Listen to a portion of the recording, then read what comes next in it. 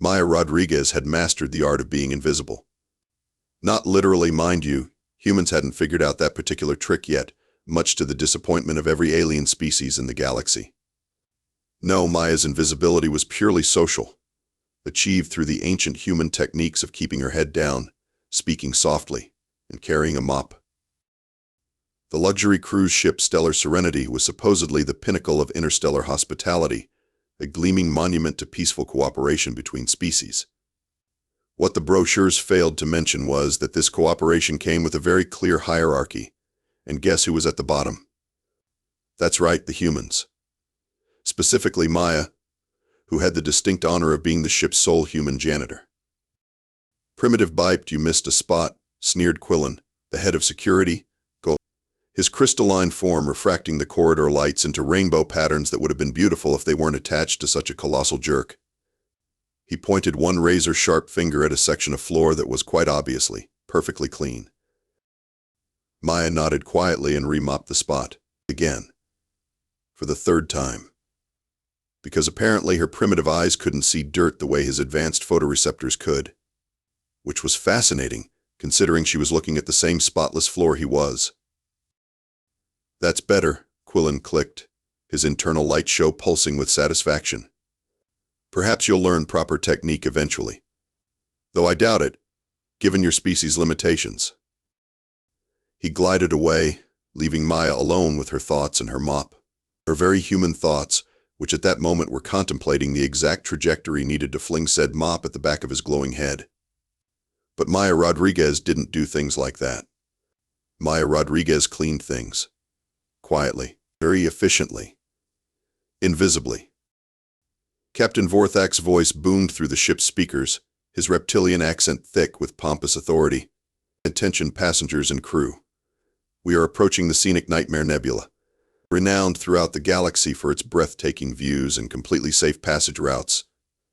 Please note that the name Nightmare Nebula is purely historical and has nothing to do with the 17 recorded disappearances in this sector." Maya paused her mopping.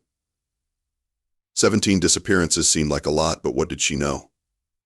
She was just a primitive human with her primitive pattern recognition and her primitive ability to count past 10 without using her fingers. Chief Engineer Grex skittered past, his insectoid legs clicking against the polished deck. "Human," he buzzed without looking at her. "The waste reclamation unit in Section 7 requires attention. Try not to break anything with your clumsy appendages." "Yes, sir," Maya replied, because that's what she always replied. "Yes, sir." "Of course, sir." "Right away, sir." The holy trinity of human responses aboard the Stellar Serenity. She made her way to Section 7, passing through the passenger lounges where various alien species mingled in their sophisticated social hierarchies.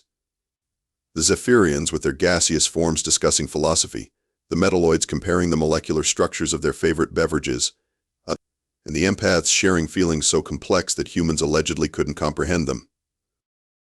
"Oh look," whispered a Zephyrian to her companion, "it's the human. I heard they still use chemical reactions to think. How quaint." Maya's grip tightened on her mop handle. Chemical reactions. As if every thought in the universe wasn't ultimately based on some form of energy transfer. But sure, her neurons firing were somehow more primitive than their gas exchanges. The waste reclamation unit wasn't actually broken, of course. It never was. Maya had learned that requires attention usually meant needs to be cleaned by someone we consider beneath us. She set to work, her movements efficient and practiced. While she worked, she listened to the ship's systems humming around her. The subtle vibrations, the barely audible whirs and clicks. After 6 months aboard the Serenity, she knew every sound the ship made.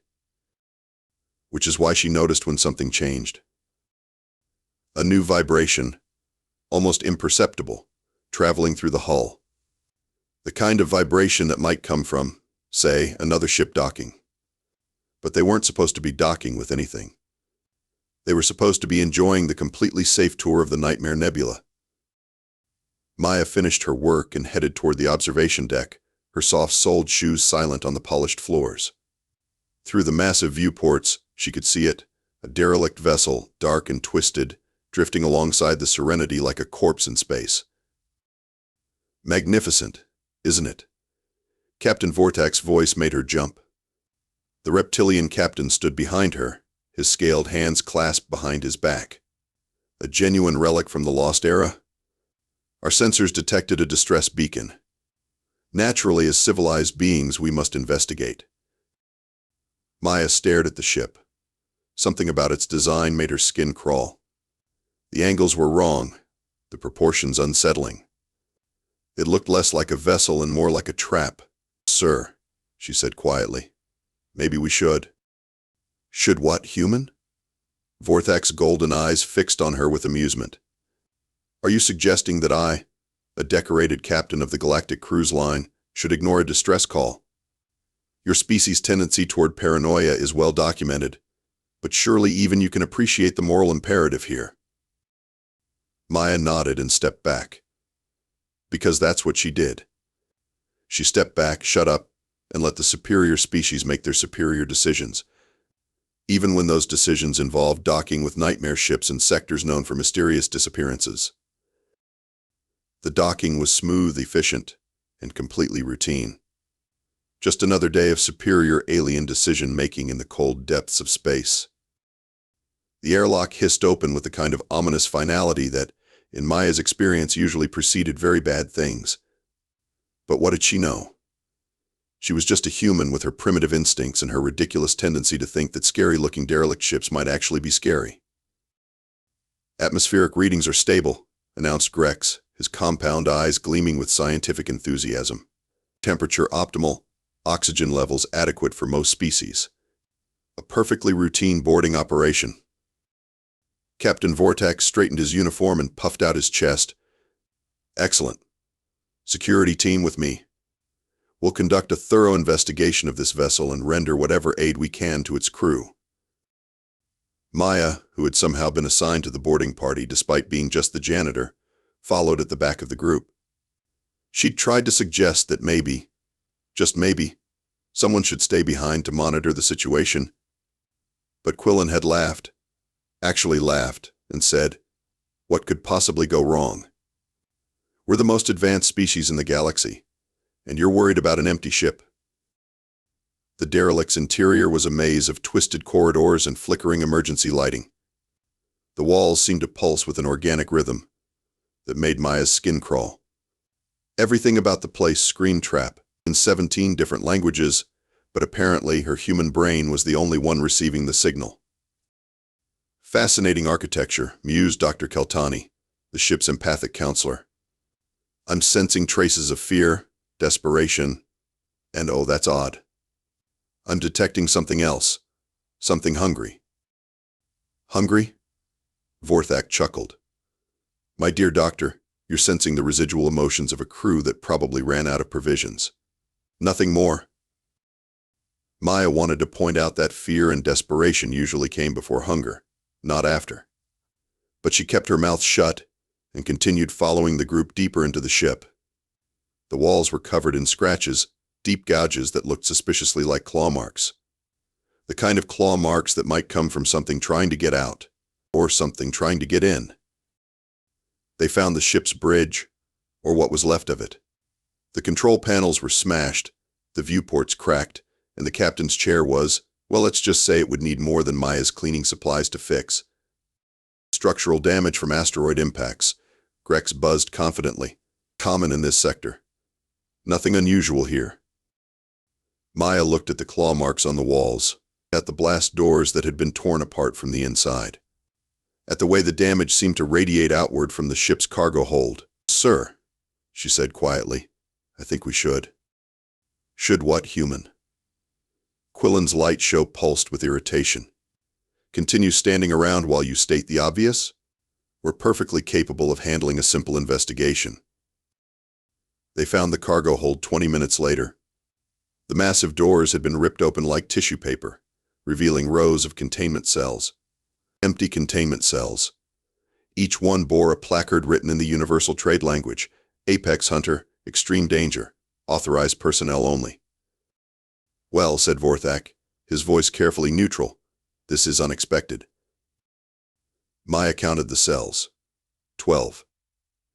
12 empty cells that had once contained something called apex hunters, which, even with her primitive human brain, sounded like the kind of thing you really didn't want roaming free on your luxury cruise ship.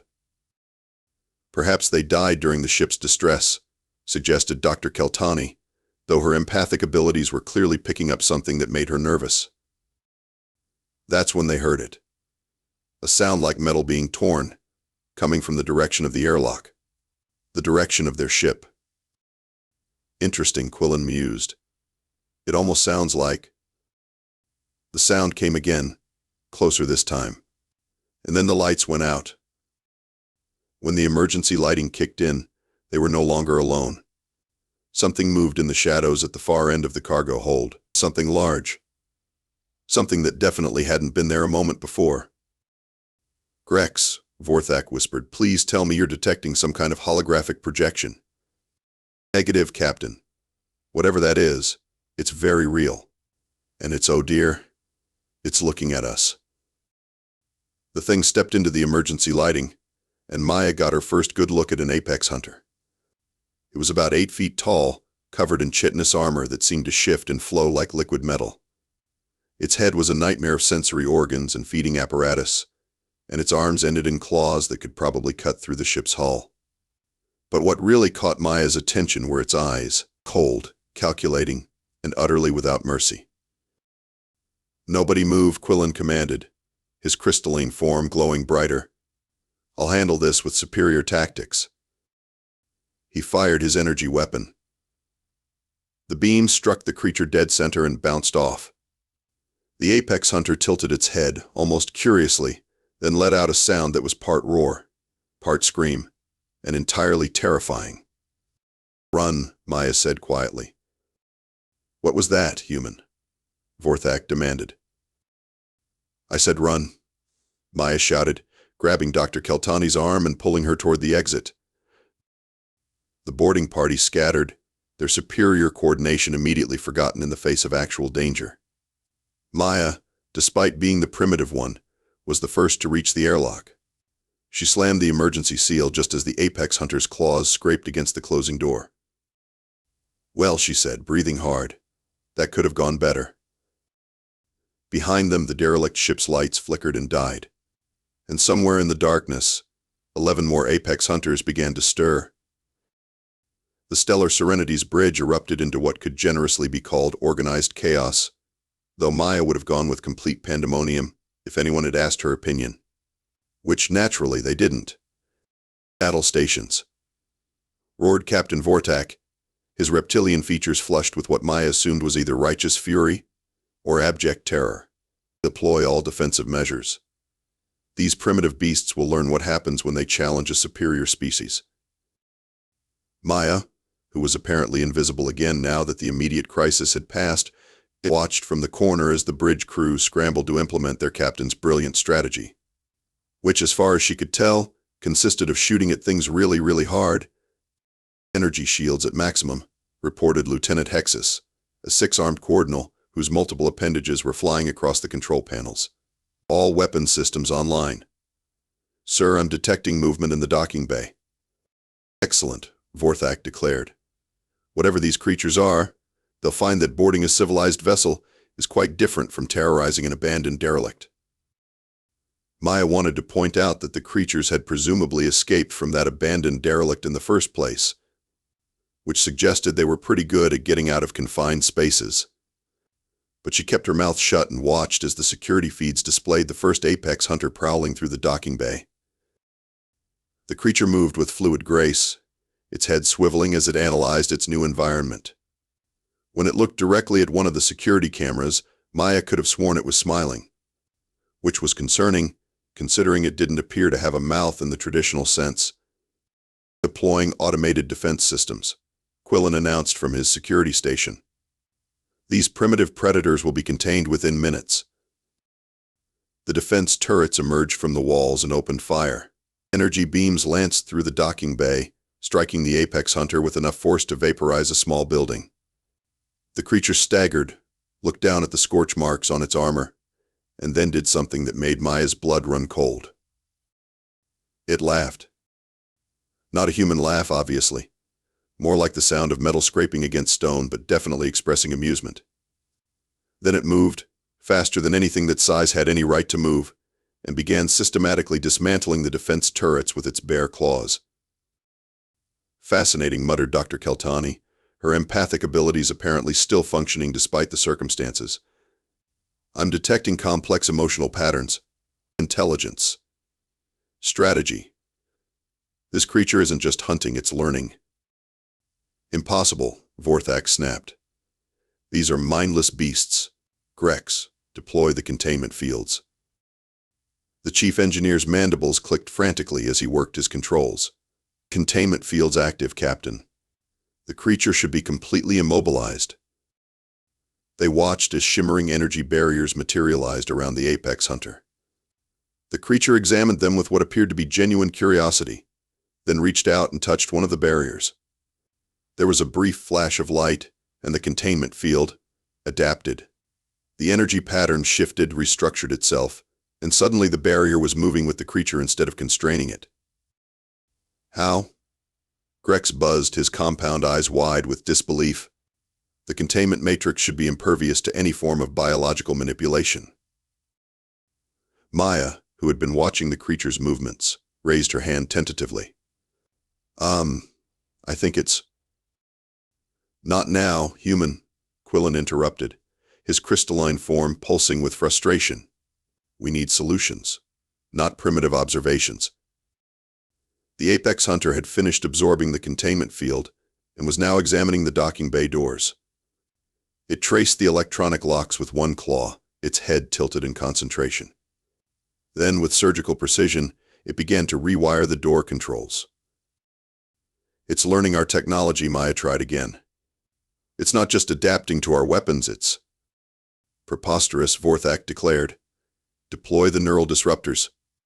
No living creature can withstand a direct assault on its nervous system."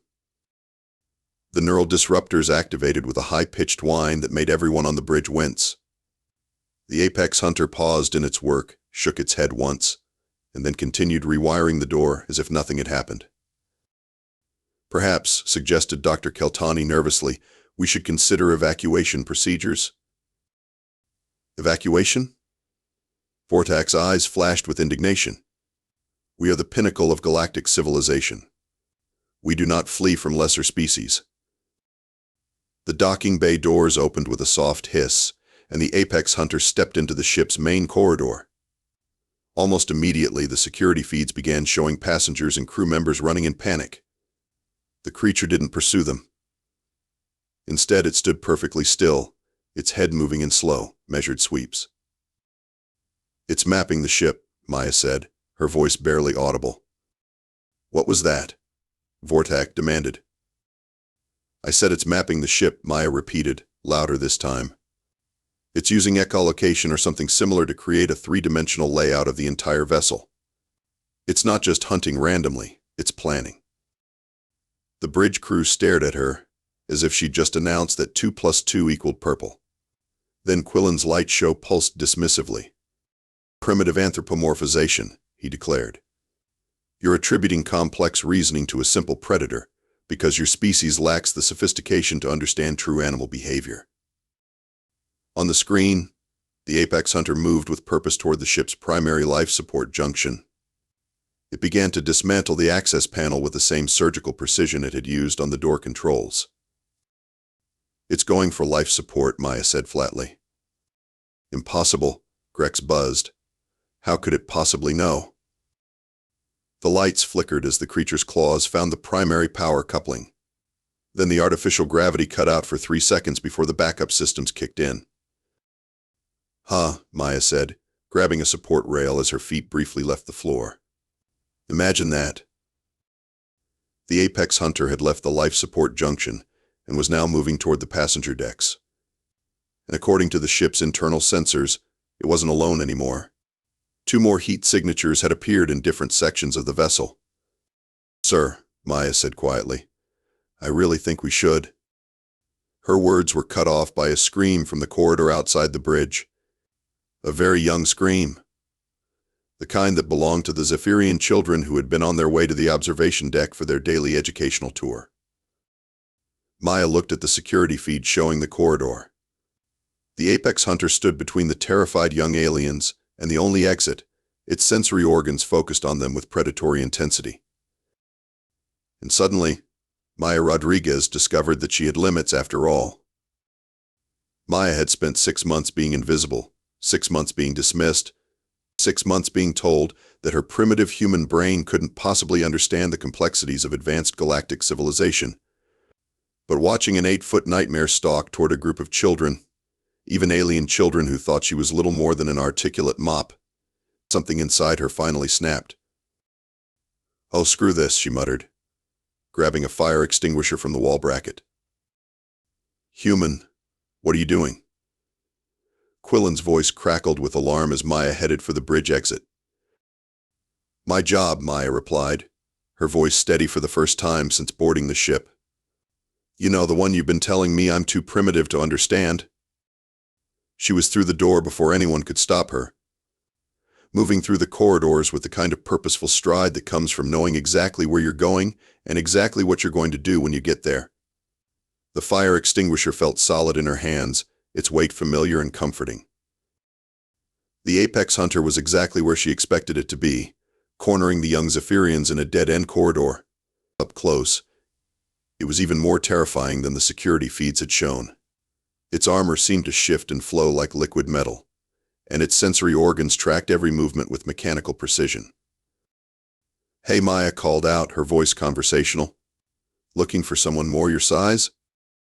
The creature turned, its head tilting with what she could only describe as curiosity. It had probably never encountered a human before, and it was clearly trying to process what it was seeing. A small, soft-looking bipe with no obvious weapons, standing between it and its intended prey. Maya took a step forward, putting herself directly between the hunter and the children. "That's right, genius. Down here. The primitive one with the chemical reaction brain." The apex hunter's head swiveled, analyzing her from multiple angles. She could almost see it calculating threat levels, determining the most efficient way to remove this minor obstacle. What it couldn't calculate was that Maya Rodriguez had grown up in Detroit, where the first rule of survival was simple. When someone bigger than you wants to hurt someone smaller than you make yourself the bigger problem. The creature lunged. Maya was already moving, her body reacting with reflexes honed by a lifetime of dodging bullies both human and alien. She rolled sideways, came up next to the wall, and triggered the fire extinguisher directly into the hunter's sensory cluster. The blast of chemical foam hit the creature's head like a cloud of frozen fog. It reeled backward, its organs struggling to process the sudden sensory overload. Maya didn't wait to see how long the effect would last. She grabbed the nearest Zephyrian child and started herding the group toward the exit. "Move, move, move," she shouted, her voice carrying the kind of authority that made even alien children obey without question. The apex hunter recovered faster than she'd hoped. It shook off the foam and turned toward her with what she could only describe as annoyance. Apparently, she'd graduated from minor obstacle to actual problem. "Run," Maya told the children, not taking her eyes off the creature. "Find the adults. Tell them the primitive human is handling things." The hunter moved again, its claws extended. Maya threw herself sideways, using the corridor's curved walls to redirect her momentum. The creature's claws scraped against the metal where she'd been standing, leaving gouges deep enough to hide her fist in. Maya's mind raced, cataloging everything she knew about the ship's layout. The creature was fast, strong, and heavily armored. But it was also big, which meant it had to follow the corridors. And Maya had spent 6 months cleaning every inch of this ship. She knew every maintenance hatch, every service tunnel, every shortcut that the superior species had dismissed as beneath their notice. She feinted left, then dove through a maintenance hatch that was barely large enough for her human frame. The apex hunter slammed into the wall beside the hatch, its bulk too large to follow. Maya could hear it roaring in frustration as she crawled through the service tunnel, her knees scraping against the metal flooring. The tunnel led to the ship's central maintenance shaft, a vertical space that ran the entire height of the vessel. Maya emerged onto a service platform and looked up. The shaft was crisscrossed with pipes, conduits, and support beams. In other words, it was a three-dimensional maze that only someone with her primitive pattern recognition could navigate effectively. The apex hunter burst through the maintenance hatch behind her, its armor scraping against the metal. It looked around the shaft, its head moving in those slow, analytical sweeps. Maya could see it trying to calculate the optimal path, the most efficient route to reach her.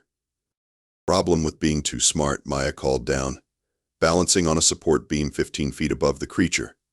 Sometimes you overthink things. She dropped the fire extinguisher. Not at the creature, that would have been too obvious. Instead, she aimed for the main power coupling that fed the artificial gravity in this section.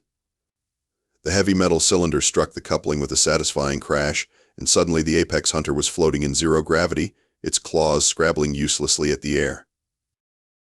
Maya, who had grabbed a support beam before the gravity cut out, pulled herself along the shaft toward the cargo bay. The creature followed, its movements clumsy and uncontrolled in the weightless environment. Clearly, its evolutionary advantages didn't include spaceflight adaptations. The cargo bay was perfect for what Maya had in mind: wide open space, minimal obstacles, and most importantly, artificial gravity that she could control from the manual override panel. She dropped through the access hatch and immediately restored local gravity, watching through the opening as the apex hunter crashed to the floor of the shaft above. It would be down there in seconds. Maya ran to the cargo bay's main loading mechanism, a massive hydraulic platform designed to move multi-ton containers. She activated the manual controls, sending the platform rising toward the shaft opening. The apex hunter dropped through the hatch just as the platform reached the top of its arc. Maya slammed the reverse control, and 20 tons of industrial machinery met 8 feet of apex predator with the kind of physics lesson that even the most advanced species couldn't argue with. The creature hit the far wall with a sound like a gong made of meat. It slid down the wall and landed in a heap on the floor, its armor cracked and its movement sluggish. Maya walked over and looked down at the supposedly invincible apex predator. "You know what your problem is?" she said conversationally. "You're an apex predator. You're used to being the biggest, scariest thing in any given situation. But I'm not prey." The creature stirred, trying to rise. Maya grabbed a cargo container remote and activated the magnetic clamps on the nearest container. The multi-ton box shifted, teetered, and then fell directly on top of the apex hunter with a crash that shook the entire cargo bay. "I'm pest control," Maya finished, dusting off her hands. The container shifted slightly as the creature struggled beneath it. Maya sighed and activated 3 more magnetic clamps. The additional weight finally stopped the movement. "And that," she said to the silent cargo bay, "is how you gently toss a predator into a wall." The bridge of the Stellar Serenity had fallen completely silent. 27 pairs of alien eyes, compound, photosensitive, and otherwise, stared at the security feeds showing Maya Rodriguez calmly walking away from a cargo container that was making increasingly weak scratching sounds. Captain Vortak was the first to find his voice. Did she just defeat an apex hunter using a loading platform and some containers?" Dr. Keltani finished, her empathic abilities apparently overloaded by the sheer audacity of what they'd just witnessed. "I'm sensing emotions from her that I've never encountered before. Satisfaction mixed with, is that annoyance at having to clean up someone else's mess?" Maya's voice crackled over the comm system as she tapped her headset. "Bridge, this is Rodriguez. I've contained the creature in Cargo Bay 3. You might want to send a maintenance team to fix the artificial gravity in Shaft 7. Also, there's a small fire extinguisher discharge in Corridor 12 that needs cleaning." "Rodriguez," Vortak's voice was carefully controlled, "report to the bridge immediately." "Copy that, Captain. I'll be right up, just need to grab my mop." Quillen's crystalline form pulsed with what might have been confusion. Her mop? She just single-handedly defeated the most dangerous predator in known space, and she's worried about her cleaning supplies? "I'm beginning to suspect," Dr. Keltani said slowly, "that we may have underestimated human psychology." Maya arrived on the bridge 5 minutes later, looking exactly as she had when she'd left. Her uniform was clean, her hair was neat, and she carried her mop with the same quiet competence she'd shown for the past 6 months. The only difference was the way every alien in the room suddenly found reasons to look elsewhere when she entered. "You wanted to see me, Captain?" she asked, her voice back to its usual soft tone. Vorthak cleared his throat. "Rodriguez, your actions just now were unexpected. I believe some recognition is in order. Perhaps a commendation, or a promotion too." "No thank you, sir," Maya interrupted politely. "I'm quite happy with my current position." "But you've proven yourself capable of far more than janitorial duties," Vorthak insisted. "Your tactical thinking, your use of available resources, your understanding of the ship's systems, these are valuable skills that could be better utilized in a command position." Maya's expression didn't change. "With respect, Captain, I've been demonstrating these skills for 6 months. The only thing that's changed is that you finally noticed." The bridge fell silent again. Grex's mandibles clicked nervously. "Rodriguez, about the creature you captured, how did you know it would be vulnerable to sensory overload?" "I watched it," Maya replied simply. "It was using multiple sensory organs simultaneously to build a tactical picture of its environment. Overload one system, and the others have to compensate. Basic pattern recognition." "And the zero-gravity tactic?" "It's a terrestrial predator. Probably evolved on a high-gravity world, given its bone density and muscle mass. Take away gravity, and it loses its primary advantage." Quillen's light show pulsed weakly. "These observations, they seem obvious when you explain them." "They were obvious," Maya said. "I tried to tell you, but you weren't interested in primitive observations." Lieutenant Hexus raised one of his 6 arms tentatively. "Rodriguez, I hate to interrupt, but sensors are detecting 11 more heat signatures moving through the ship. The other creatures from the derelict vessel." Maya nodded as if she'd been expecting this. "Where are they concentrated?" "Decks 7 through 12, mostly near the passenger quarters. They seem to be hunting." "Hunting passengers," Maya said flatly.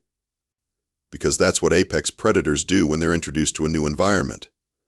They establish territory and eliminate competition." She turned to Captain Vorthak. "Sir, I'm going to need authorization to access the ship's environmental controls, the industrial fabrication unit, and the cargo bay loading systems." "For what purpose?" Vorthak asked, though his tone suggested he already knew the answer. "Pest control," Maya replied. "Unless you'd prefer to handle this using superior alien tactics?" The silence stretched long enough to become uncomfortable. Finally, Vorthak nodded. "Authorization granted. What do you need from us?" "Stay out of my way," Maya said, already heading for the exit. "And maybe think about why you hired a human janitor in the first place." Dr. Keltani watched her go, her empathic abilities apparently fascinated by Maya's emotional state. "Captain, I'm detecting something unusual from Rodriguez. She's not angry or frightened. She's focused, like she's finally doing what she was meant to do." "What she was meant to do?" Vorthak repeated. "Think about it," Dr. Keltani said softly. "Humans are persistence hunters. They don't give up. They don't back down. They solve problems by being more stubborn than the problems themselves.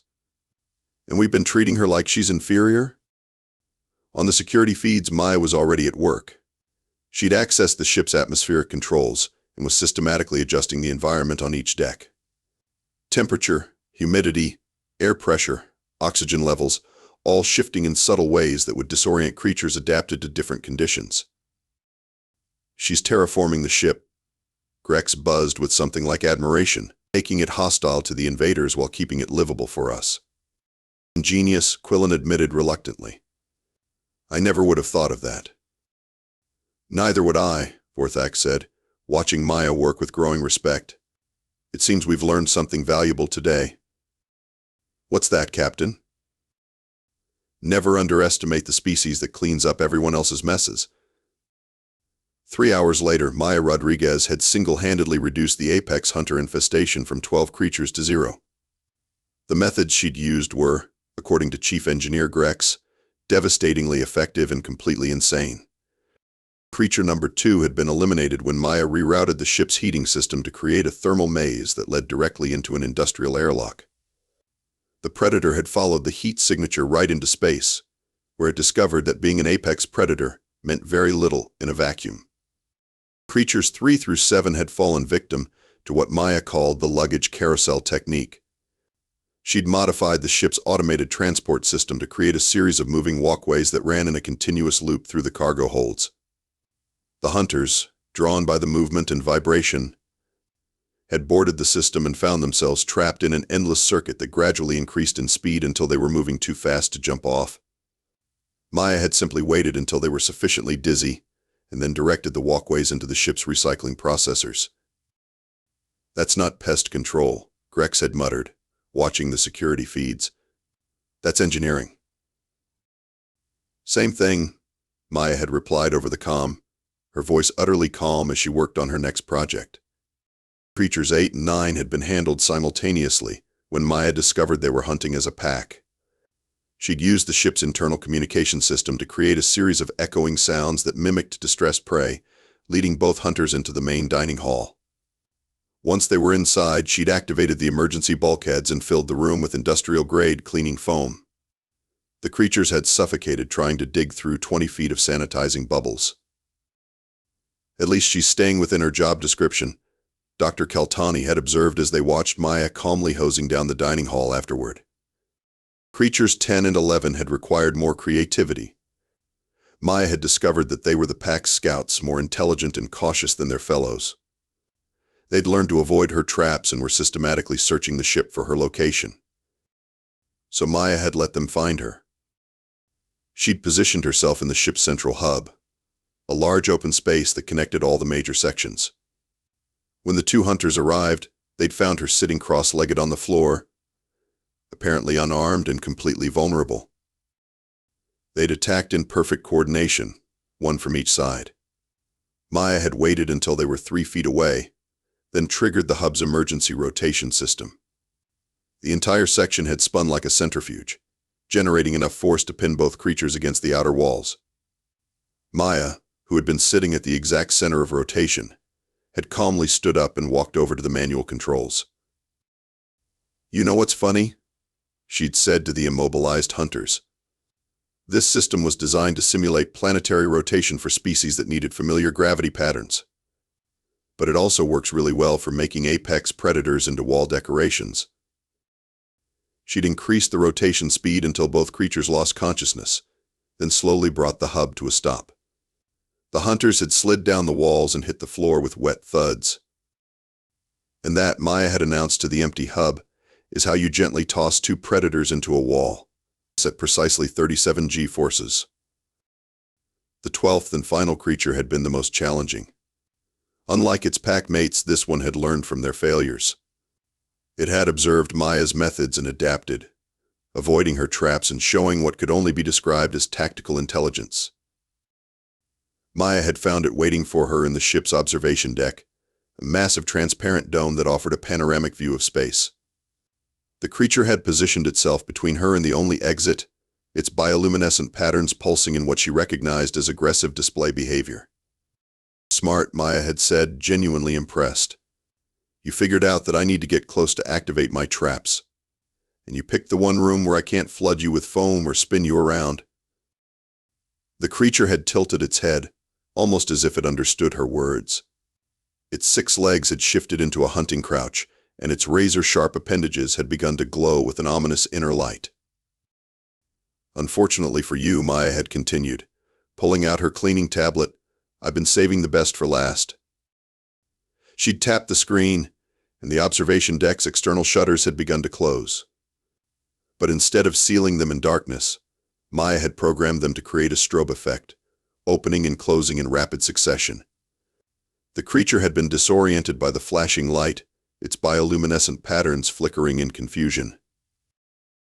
"See, the thing about apex predators," Maya had explained as she backed toward the center of the dome, "is that they're usually ambush hunters. They rely on stealth, surprise, and overwhelming their prey before it can react. But you know what they're not good at?" The creature had lunged forward, its movements slightly unsteady from the strobing effect. Dancing. Maya had activated the observation deck's gravitational field generators, originally designed to create comfortable viewing angles for different species. Under her expert manipulation, the gravity had begun to shift and rotate, creating a three-dimensional maze of gravitational currents that pulled in different directions.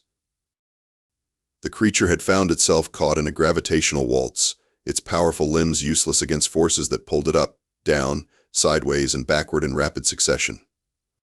Maya, who had studied the system specifications during her first week aboard, had danced through the shifting gravity fields like she was born to it. The secret, she'd said, gracefully gliding past the helplessly tumbling creature, is to work with the forces, not against them. She'd gradually increased the intensity of the gravitational effects until the creature was effectively paralyzed, held in place by competing forces that canceled each other out. Then she'd simply walked over and administered a dose of tranquilizer from her emergency medical kit. And that, she'd announced to the unconscious hunter, is how you make an apex predator dizzy enough to take a nap. Now, 3 hours after the crisis had begun, Maya stood in the ship's central corridor, methodically checking items off her tablet. The apex hunters had been contained in a specially prepared cargo hold, sedated and secured for transport to the research station where they would be studied in properly controlled conditions. Captain Voss approached her with an expression that mixed awe, bewilderment, and mild concern. "Maya, I need to ask, where did you learn to do whatever it is you just did?" Maya looked up from her tablet, her expression as calm and professional as ever. "Basic pest control principles, Captain. Identify the problem, understand the environment, use available resources efficiently. The specific techniques might have been unconventional, but the underlying methodology was standard." "Standard?" Chief Engineer Grex had arrived, still looking slightly shell-shocked. "You turned half the ship into a death trap using nothing but maintenance protocols and cleaning supplies." "I prefer to think of it as creative problem-solving," Maya replied. "Also, I'll need to requisition some industrial-grade defoamer for the dining hall. And we should probably recalibrate the hub's rotation system. I may have pushed it slightly beyond manufacturer specifications." Dr. Keltani joined the group, her medical scanner still in hand. "Maya, I've been analyzing the security footage of your methods. The precision required to execute those procedures, the timing, the spatial awareness, it's not humanly possible." Maya's expression didn't change. "I've always been good at my job, Doctor." "This goes beyond good," Dr. Keltani insisted. "The calculations alone are part of standard maintenance training," Maya interrupted gently. "Ship systems are complex. You learn to think in 3 dimensions, to consider multiple variables simultaneously. It's not unusual." Captain Voss studied her face carefully. "Maya, I need to ask you directly, what exactly are you?" Maya was quiet for a long moment, her fingers absently adjusting the cleaning supplies on her belt. Finally, she looked up at the assembled group with the same calm, patient expression she'd worn since the day she'd first boarded the ship. "I'm the head of maintenance," she said simply. "I keep things running smoothly, I solve problems when they arise, and I take pride in my work. Everything else is just details." She turned to walk away, then paused. "Also, I'll need to submit a report about the effectiveness of various ship systems under combat conditions. I have some recommendations for improvements." As she walked away, her footsteps echoing in the corridor, the 3 officers stood in stunned silence. "She's not human," Dr. Keltani whispered. "Definitely not," Grex agreed. "Does it matter?" Captain Voss asked quietly. "She saved the ship. She saved all of us. And she did it without harming anyone, not even the creatures that were trying to kill us." "But what is she?" Grex pressed. Captain Voss watched Maya disappear around a corner, her cleaning cart rolling smoothly behind her. "She's Maya Rodriguez, head of maintenance. And she's the best damn crew member I've ever served with." In the distance, they could hear the soft hum of vacuum cleaners and the gentle splash of mop water against the deck. Maya had returned to her regular duties, as if single-handedly defeating 12 apex predators was just another item on her daily maintenance checklist. And perhaps in her own unique way it was. 3 days later, Maya's official report would list the incident as minor pest control issue resolved through standard maintenance procedures. The cleanup had required 2 hours, the paperwork had taken 15 minutes, and the ship's systems had been restored to optimal functionality. The report made no mention of the 12 apex predators, the impossible physics-defying maneuvers, or the fact that Maya had treated the entire crisis with the same calm professionalism she brought to unclogging a drain. After all, as she would later explain to anyone who asked, it was all just part of keeping the ship running smoothly. And Maya Rodriguez took pride in her work.